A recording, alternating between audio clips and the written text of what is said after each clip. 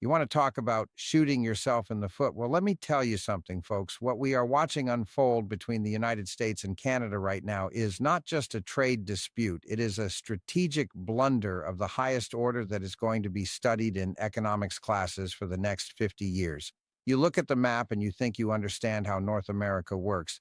But I am here to tell you that the map you have in your head is obsolete because while Donald Trump was busy threatening tariffs and trying to squeeze a neighbor, Mark Carney was looking at a globe and realizing that the United States is not the only way out of town. We are talking about the United States getting cut out of a supply chain loop worth nearly $780 billion. And the tragic part for Americans is that we practically begged them to do it. You have to understand the sheer scale of what is happening here because this is not about a few trucks of lumber. This is about the food supply of the entire planet. We are talking about grain and fertilizer, the stuff that keeps people alive. Trump looked at Canada and saw a piggy bank he could shake down with tariffs on Canadian fertilizers and severe tariffs on grain.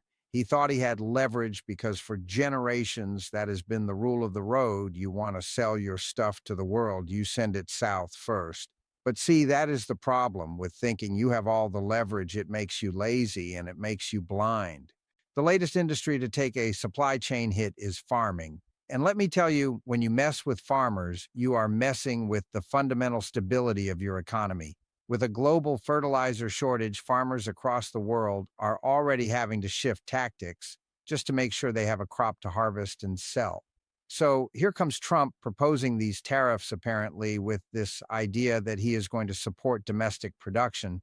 But what he actually did was light a fuse that blew up the bridge Canada had been using for decades. The moment that changed everything did not come from a port or a shipyard or a boardroom in New York. It came from a blunt challenge delivered to prairie farmers in March of 2025. You had Mark Carney standing there and asking the question that nobody in Washington wanted asked. He asked why Canadian fertilizer was still moving through American ports when a shorter, cheaper route to Europe already existed. It is a simple question, but it cuts right to the bone of American economic power. He asked why farmers in Saskatchewan were paying U.S. logistics companies while a Canadian Arctic port sat idle. Those words landed hard because they exposed a system that had quietly drained control and profit from Canada's own agricultural backbone for years. You have to look at the numbers to understand why this matters because Canada is not operating on the margins.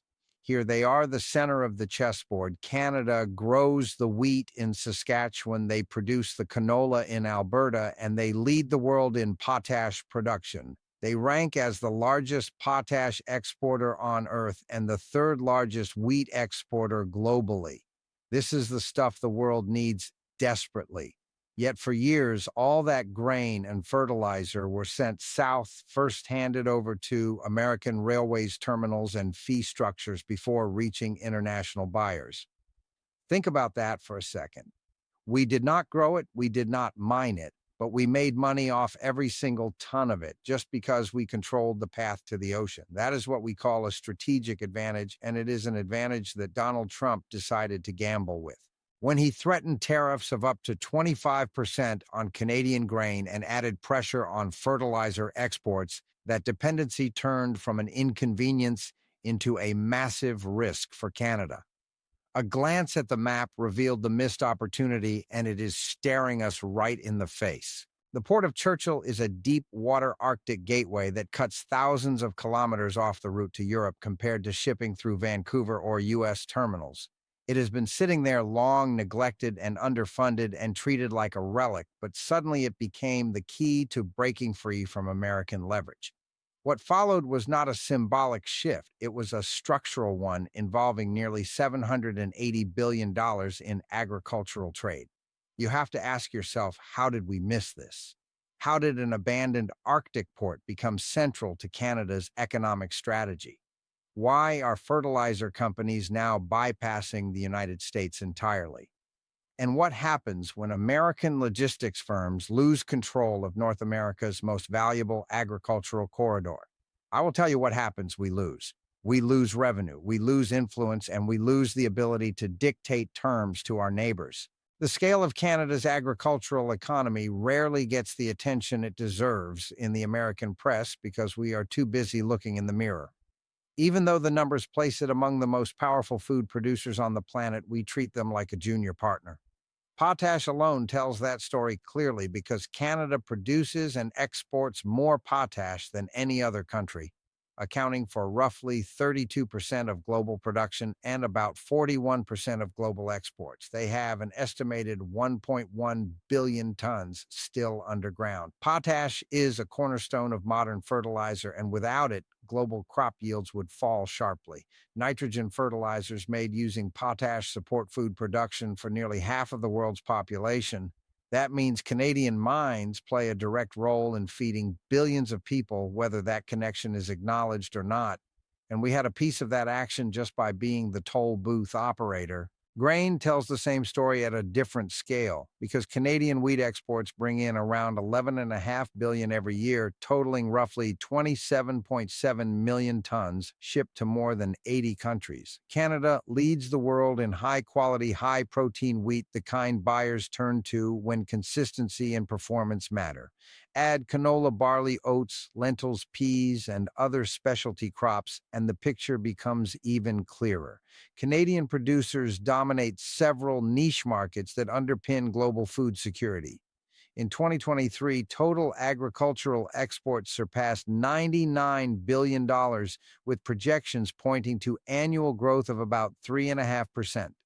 These are not abstract figures, folks. These represent real leverage in global trade, real influence in food supply chains, and real economic power. Yet, for all that strength, the way Canadian agriculture reaches global markets has long reflected weakness rather than control. Most Western grain moves through Vancouver, a port strained by congestion, rising costs, and limited flexibility. When it does not go west, it often goes south, entering American rail networks and ports before continuing overseas.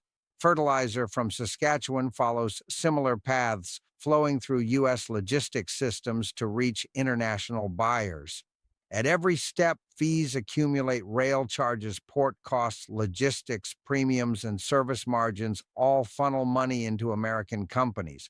Those companies profit without growing a single crop or extracting a single ton of potash. It was a sweet deal for us. It was easy money.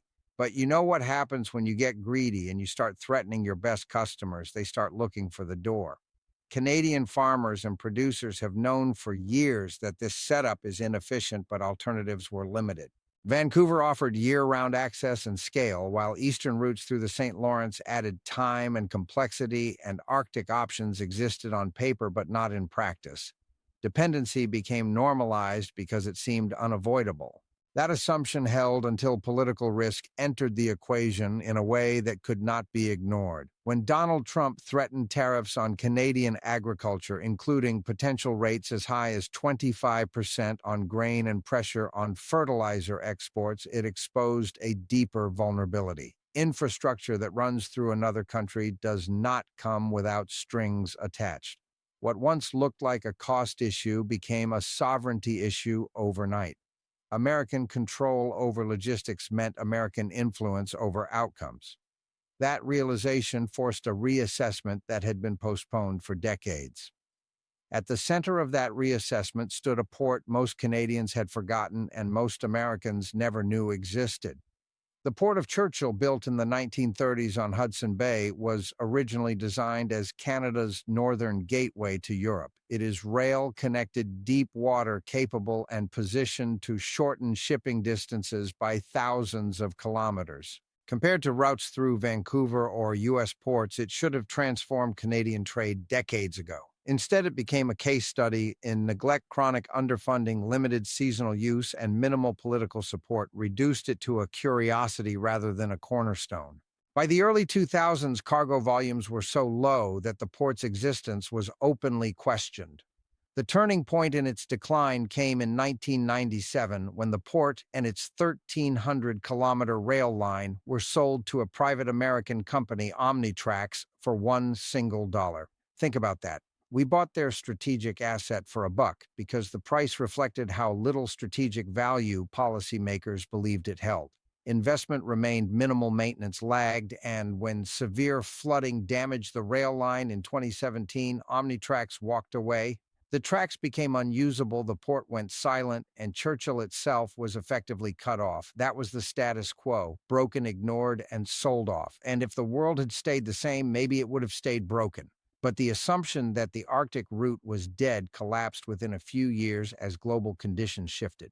Shipping costs climbed, congestion worsened at major ports, and Arctic routes became more navigable for longer periods due to climate change. But here is the kicker. Political uncertainty surrounding U.S. trade policy lingered like a bad smell. Most importantly, private companies began to see clear financial logic in routes that had once been dismissed. You see, when you squeeze people hard enough, they get creative. The most decisive signal came in March of 2025 when Genesis Fertilizers, a Saskatchewan-based company planning a large nitrogen fertilizer plant, announced a partnership with Arctic Gateway Group. This is where the rubber meets the road. Genesis laid out a plan that cut directly through the old system. Phosphate and ammonium sulfate would be imported through Churchill. Finished fertilizer products would be exported the same way, and American infrastructure would be removed from the equation entirely. The company's leadership framed it as empowerment through control rather than ideology.